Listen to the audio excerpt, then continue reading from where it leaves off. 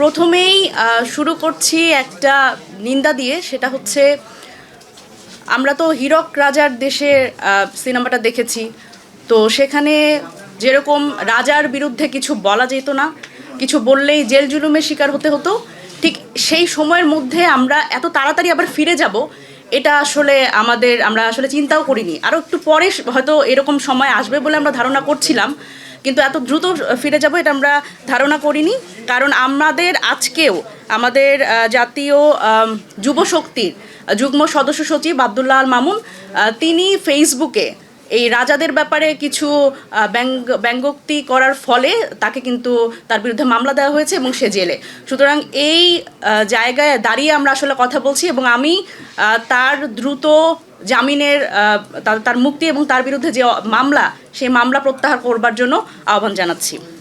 দেখেন, হীরক রাজার দেশের কথা যখন বললামই, তখন এই অধ্যাদেশগুলো নিয়ে যখন আমরা কথা বলছি, তখন আমাদের যে বুঝটা দেয়া হচ্ছে সংসদ থেকে, সেটা আমার মনে হয় যে একটা উক্তি আছে যে অনাহারে নাহি খেত, বেশি খেলে বাড়ে মেদ। মানে রাজা বোঝাচ্ছে শ্রমিকদের বা প্রজাদের যে অনাহারে থাকলে তোমাদের আর করার দরকার নাই, মানে মনের মধ্যে খেদ বা দুঃখ রাখার দরকার নাই, তোমরা এটাই ভালো তোমাদের জন্য, কারণ বেশি খেলে মেদ হয়। মানে জনগণকে এই সলিম বুঝটা তারা দিচ্ছে যে এই অধ্যাদেশগুলো আসলে তোমাদের জন্য ভালো না, আমরা আবার সংশোধন করব এবং এটা আরও শক্তিশালী করে সেটা আমরা পাশ করব। মানে এই বুঝটা আমাদের আসলে সেই সময়ের জন্য হয়তো প্রযোজ্য ছিল, কিন্তু এখন তো আসলে বাংলাদেশে তাদের বুঝতে হবে তারা 2006 সালে নাই। এটা একটা গণ অভ্যুত্থান পরবর্তী সময়, যখন আমরা কথা বলছি বাংলাদেশের সাধারণ মানুষের মধ্যে এক ধরনের রাজনৈতিক পরিবর্তন ঘটেছে। আমি প্রথম যে বিষয়টি দিয়ে শুরু করব সেটা হচ্ছে দুদক, দুর্নীতি দমন কমিশন। আমরা জানি 2013 সালে দুদক আইন সংশোধন করেছে হাসিনার আমলে। তখন সেখানে 32-এ ক ধারা যুক্ত করে যেটা করা হয়েছে যে সরকারি কর্মকর্তা কর্মচারীদের বিরুদ্ধে দুদক কোনোভাবেই যাচাই বাছাই করে তারা কোনো সরাসরি কোনো মামলা করতে পারবে না।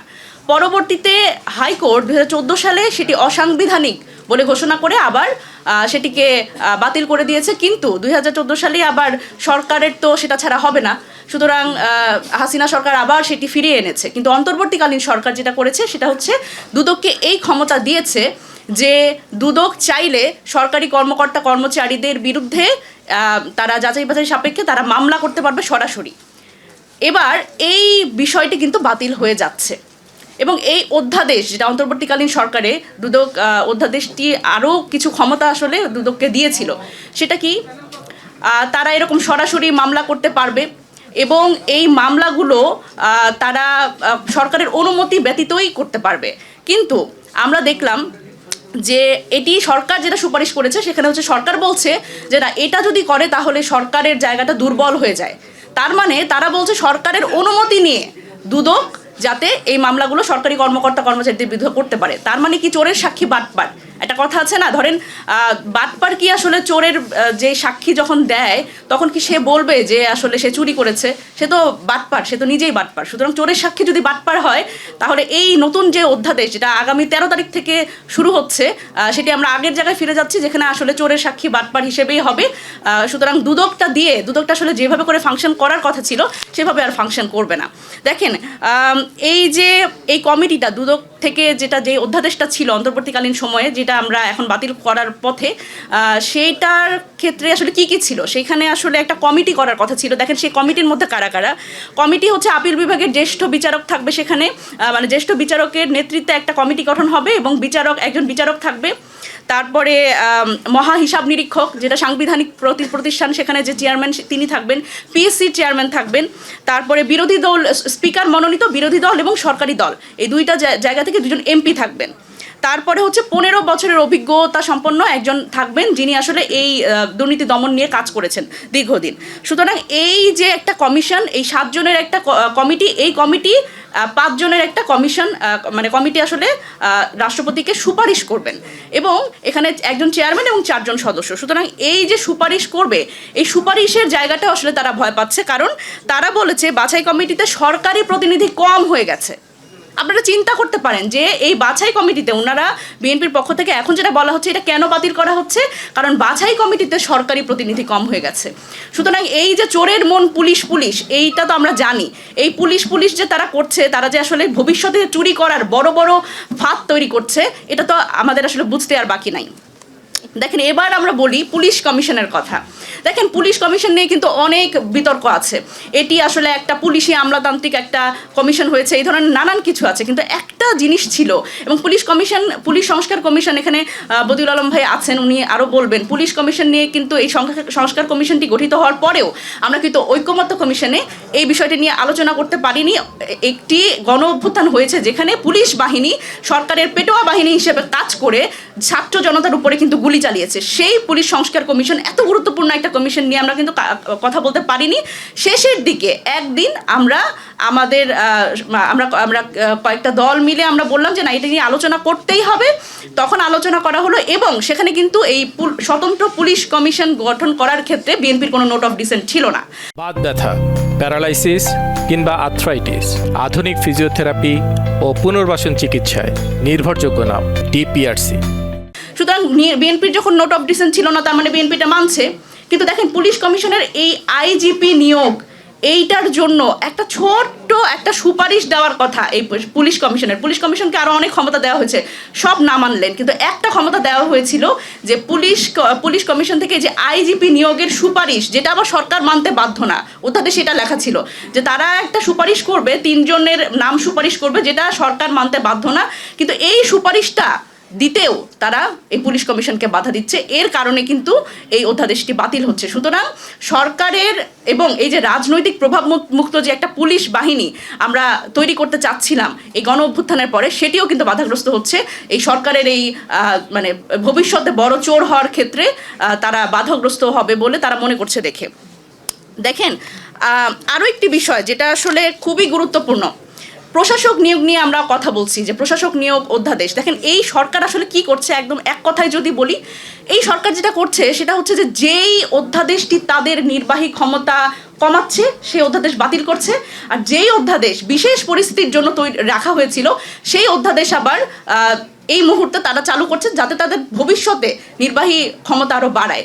দেখেন, এই যে আওয়ামী লীগের সময় গণ অভ্যুত্থানের পরপর আওয়ামী লীগের যে বিতর্কিত যে জনপ্রতিনিধিরা ছিল বিভিন্ন জায়গায়, তাদের কিন্তু অপসারণের একটা অধ্যাদেশ ছিল এবং নিয়োগের অধ্যাদেশ ছিল। সেটা বিশেষ পরিস্থিতি। এখানে আমাদের সাবেক স্থানীয় সরকার মন্ত্রণালয়ের উপদেষ্টা আছেন, তিনিও এই ব্যাপারে বলবেন যে ওনাদের সময় এটা করেছিলেন। সেটা হচ্ছে যে এই অধ্যাদেশ যখন তারা করেছেন, এটি সেই সময়ের জন্য একটা বিশেষ পরিস্থিতির জন্য কিন্তু এটি করা হয়েছে। কিন্তু এখন এসে দেখেন, এই অধ্যাদেশটি কিন্তু আবার বিএনপি সরকার বলছে এটা থাকবে। কারণ তার মানে দেখেন, এটা কত বড় একটা যথেচ্ছ, এর একটা ব্যবহার হওয়ার সুযোগ আছে সামনে, যখন কিনা এই সামনে এই জনপ্রতিনিধিরা হবেন, তারাও কিন্তু সরকারের একেবারে সরাসরি তাদের কথা না শুনলে তাদের কিন্তু যে কোনো সময় এই অধ্যাদেশ দিয়ে সরিয়ে দেওয়া হবে। সুতরাং যখন গণভোট অধ্যাদেশ নিয়ে আমাদের অতি শ্রদ্ধাভাজন যে মাননীয় স্বরাষ্ট্রমন্ত্রী, তিনি বলছেন যে এই অধ্যাদেশের তো এখন দরকার নাই, এই গণভোট তো হয়ে গেছে, এই অধ্যাদেশ এখন বাতিল হয়ে যাবে। তখন আমার প্রশ্ন হচ্ছে, এই বিশেষ পরিস্থিতিতে যে অধ্যাদেশটি করা হয়েছিল সেটি কেন এখন বাতিল হবে না? মানে এই প্রশ্নের উত্তর আসলে উনাদের কি? সুতরাং এই জায়গায় এবং খুবই গুরুত্বপূর্ণভাবে বিএনপি তার 31 দফা এবং তার ইশতেহারে, এই যে সবার আগে বাংলাদেশে যে নির্বাচনের আগে 7 দিন আগে যে তারা ইশতেহার দিল, সেই ইশতেহারেও কিন্তু তারা সেম কথা বলেছে যে কোনোভাবেই মৃত্যুজনিত এবং আদালতের কোনো যদি আদেশ আদেশ মোতাবেক যদি পদ শূন্য হয়, তাছাড়া কিন্তু তারা প্রশাসক নিয়োগ করবেন না। সুতরাং এখানেও তারা তাদের নিজেদের ইশতেহার এবং তাদের এই যে বারবার করে বলেন যে 31 দফা, সেই 31 দফার বরখেলাপ করছেন। এবং আমি আরেকটা ইন্টারেস্টিং জিনিস দিয়ে শেষ করব, সেটা হচ্ছে দেখেন, মানে কত বড় চোর আমরা বানানোর জন্য একটা রাস্তা করে দিচ্ছি। আমাদের আসলে সবার যে এই জায়গায় মানে সচেতন হওয়া দরকার। দেখেন, আন্দোলন করলে আমরা দেখেছি যে গত অন্তর্বর্তীকালীন সরকারের সময় 16 মাসে 2000 আন্দোলন হয়েছে না? আপনারা দেখেছেন, আপনারাই তো কভার করেছেন। এই 16 মাসে 2000 আন্দোলন হঠাৎ করে নাই হয়ে গেল না? আপনারা খেয়াল করেছেন? আন্দোলন কিন্তু নাই। তার মানে দেখেন, এটা আপনারা সবাই মনে মনে এটা বলতেছেন, আমি জানি। সেটা হচ্ছে যে আন্দোলন তাহলে কারা করিয়েছে, এটাও যে আসলে রাজনৈতিক পেছনে একটা রাজনৈতিক উস্কানি ছিল, এটা তো আমরা বুঝি। এবং সরকারি চাকরিজীবী যারা, তাদের পক্ষ থেকে ৭৬% আন্দোলন হয়েছে এই গত 18 মাসে। সুতরাং আমি বলতে চাই যে সেই সময় এই অন্তর্বর্তীকালীন সরকারের পক্ষ থেকে এই আন্দোলনগুলোর ক্ষেত্রে তাদের এক ধরনের তারা অধ্যাদেশ নিয়েছিল, সেটা হচ্ছে যে তারা বলেছিল যে সরকারি চাকরিজীবী তারা যদি আসলে আন্দোলনে যায় তাহলে 28 কর্মদিবসের মধ্যেই তাদের সরাসরি বরখাস্ত করবার একটা আইন তারা করেছিল। এখন সেই আইনটা কিন্তু এই বিএনপি সরকার রেখে দিতে যাচ্ছে। তার মানে তাদের উস্কানিতে যেই আন্দোলনগুলো, সেই আন্দোলন করা তো শেষ, এখন তো আর দরকার নাই। তার মানে এখন তো ধরেন সরকারের বিরুদ্ধে যদি কেউ যৌক্তিক দাবিতেও কোনো সরকারি কর্মকর্তা বলেন বা সরকারি কর্মচারী বলেন, তারা যদি যৌক্তিক দাবিতেও মাঠে নামে, সেটা তো তাদের লোক না, তাহলে সেই ভিন্ন মত কেন তারা আসলে দমন করবে? তাদের অবশ্যই তারা 28 কর্মদিবসের মধ্যে তাদের বরখাস্ত করবে। এই হচ্ছে বাংলাদেশের অবস্থা। এখন আমরা যে হীরক রাজার দেশে এত দ্রুত পৌঁছে গেলাম, এই পরিস্থিতিতে পৌঁছে গেলাম, এই জায়গাতে আমার মনে হয় যে আরে একটু দেরি করতে পারতেন ওনারা। এটা খুব নির্লজ্জভাবে এবং নগ্নভাবে তারা এই কাজটি করছেন এবং নিজেদের নির্বাহী ক্ষমতা বাড়ানোর জন্য আসলে সাধারণ মানুষকে একটা পুতুল বানিয়ে ফেলার যে প্রবণতা আমরা দেখছি, সেটি কিন্তু আমরা আমাদের জন্য আসলে অশনি সংকেত। তো সেই জায়গা থেকে আমি বলবো যে আমাদের সকলের নিজ নিজ অবস্থান থেকে এই সচেতনতাটা জরুরি এবং সবার যার যার অবস্থান থেকে এই অধ্যাদেশগুলো নিয়ে কথা বলা এবং এই অধ্যাদেশগুলো যাতে বাতিল না হয়, যেগুলো আসলে জনস্বার্থে গুরুত্বপূর্ণ, এই বিষয়ে আমি সরকারেরও পক্ষ থেকে আমাদের পক্ষ থেকে আহ্বান জানাই যে সরকারেরও আসলে টনক নড়া উচিত, তারা হুঁশে ফিরেন। কারণ এই জিনিসগুলো যেটা দিয়ে আসলে মানুষকে হাত পা বন্দি করে রাখা যাবে, তাদের হাত পা বেঁধে রাখা যাবে, এরকম অধ্যাদেশ আমাদের আর দেখায়েন না।